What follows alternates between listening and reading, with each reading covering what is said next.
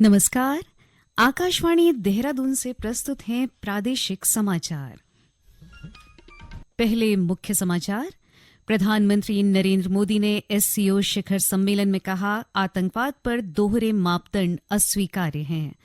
मुख्यमंत्री पुष्कर सिंह धामी ने खटीमा गोलीकांड के शहीद राज्य आंदोलनकारियों को श्रद्धांजलि दी।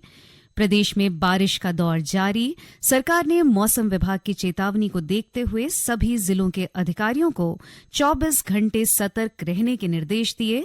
और रुद्रप्रयाग जिले के गौरीकुंड राजमार्ग पर मुनकटिया में एक वाहन के ऊपर भारी बोल्डर गिरने से 2 लोगों की मृत्यु। प्रादेशिक समाचार के साथ मैं मुदिता और अब समाचार विस्तार से। प्रधानमंत्री नरेंद्र मोदी ने कहा है कि आतंकवाद पर दोहरे मापदंड अस्वीकार्य हैं। आज तियानजिन में एससीओ शिखर सम्मेलन में अपने वक्तव्य में श्री मोदी ने आतंकवाद को मानवता के लिए एक बड़ी चुनौती बताते हुए कहा कि आतंकवाद के सभी रूपों की निंदा की जानी चाहिए। श्री मोदी ने कहा कि भारत पिछले 4 दशकों से आतंकवाद से निपट रहा है। उन्होंने पहलगाम आतंकवादी हमले के बाद भारत के साथ एकजुटता दिखाने वाले देशों का आभार व्यक्त किया।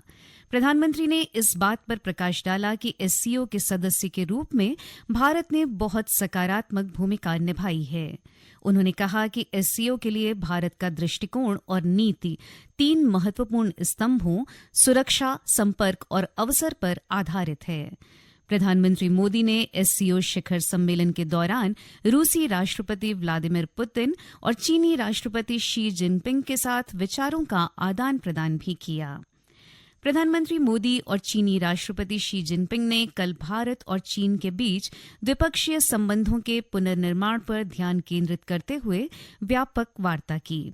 विदेश सचिव विक्रम मिस्री ने कहा कि बैठक में श्री मोदी ने द्विपक्षीय संबंधों के निरंतर विकास के लिए सीमावर्ती क्षेत्रों में शांति और सौहार्द के महत्व को रेखांकित किया।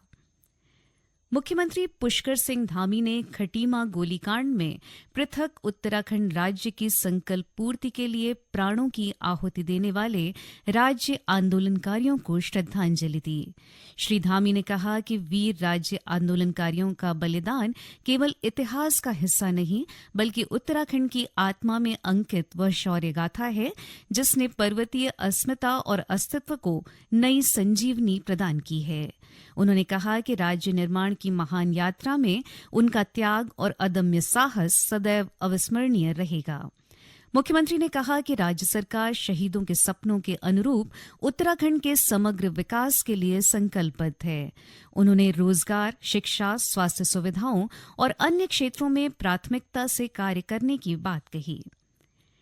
केंद्रीय मंत्री किरेन रिजिजू ने कहा है कि इस तिमाही में 7.8% की शानदार जीडीपी वृद्धि ने साबित कर दिया है कि अर्थव्यवस्था का संचालन प्रधानमंत्री नरेंद्र मोदी से बेहतर कोई नहीं कर सकता। नई दिल्ली में श्री रिजिजू ने कहा कि भारत को आत्मनिर्भर बनाने के लिए मेक इन इंडिया को बढ़ावा देना और स्वदेशी को अपनाना जरूरी है। भारत में बनी हुई चीजें को इस्तेमाल करना चाहिए, मेक इन इंडिया को बढ़ावा देना चाहिए और भारत को आत्मनिर्भर बनाना है। ये तो प्रधानमंत्री जी पिछले 11 सालों से बार बार लोगों को अपील कर रहे हैं और हम लोग भी हर जगह यही बोल रहे हैं।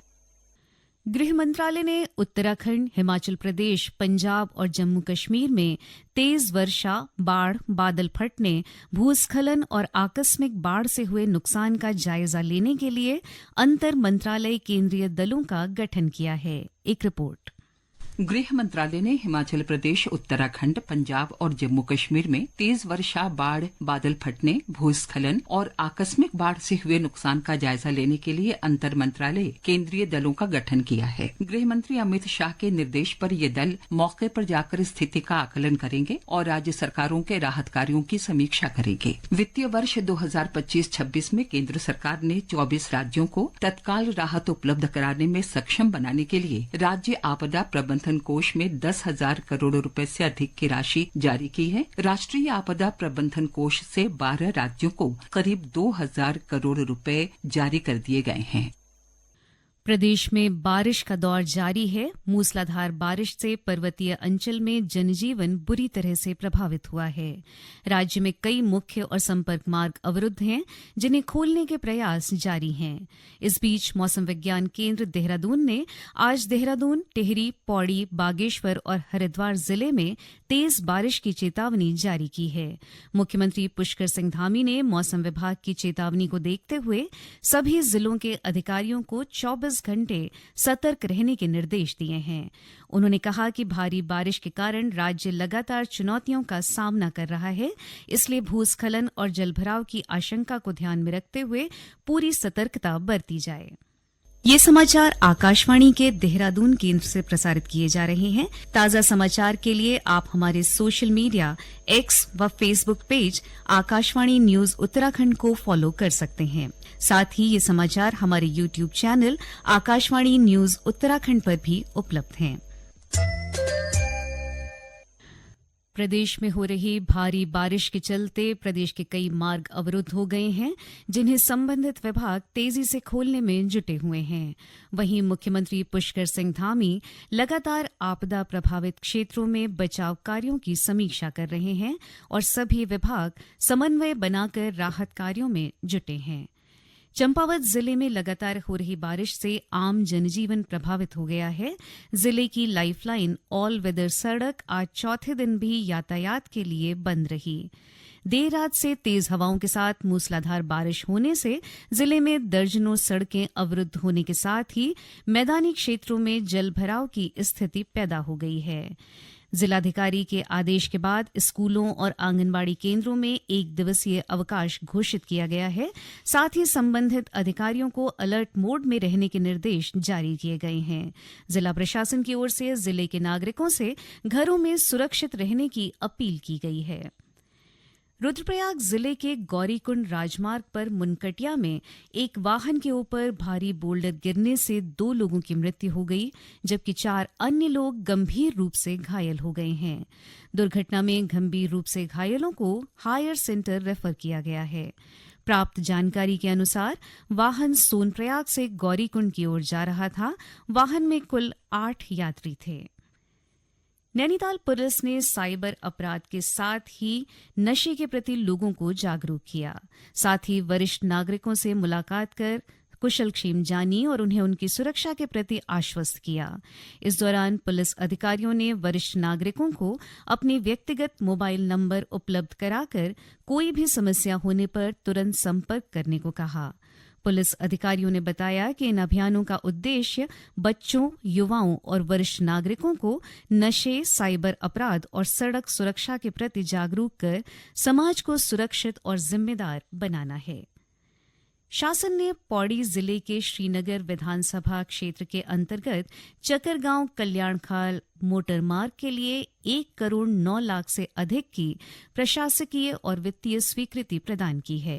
क्षेत्रीय विधायक डॉ धन सिंह रावत ने कहा कि चकरगांव कल्याणखाल मोटर मार्ग का डामरीकरण क्षेत्र की वर्षों पुरानी मांग थी। उन्होंने कहा कि सड़क बनने से न केवल स्थानीय लोगों को सुविधा होगी, बल्कि ये मार्ग गढ़वाल और कुमाऊं मंडल की सीमा से जुड़ा होने के कारण दोनों मंडलों के लिए उपयोगी साबित होगा। अंत में मुख्य समाचार एक बार फिर। प्रधानमंत्री नरेंद्र मोदी ने एससीओ शिखर सम्मेलन में कहा, आतंकवाद पर दोहरे मापदंड अस्वीकार्य हैं। मुख्यमंत्री पुष्कर सिंह धामी ने खटीमा गोलीकांड के शहीद राज्य आंदोलनकारियों को श्रद्धांजलि दी। प्रदेश में बारिश का दौर जारी। सरकार ने मौसम विभाग की चेतावनी को देखते हुए सभी जिलों के अधिकारियों को 24 घंटे सतर्क रहने के निर्देश दिए। और रुद्रप्रयाग जिले के गौरीकुंड राजमार्ग पर मुनकटिया में एक वाहन के ऊपर भारी बोल्डर गिरने से 2 लोगों की मृत्यु। इसके साथ ही प्रादेशिक समाचार का ये अंक समाप्त हुआ। अगला समाचार बुलेटिन शाम 6:30 बजे प्रसारित किया जाएगा। नमस्कार।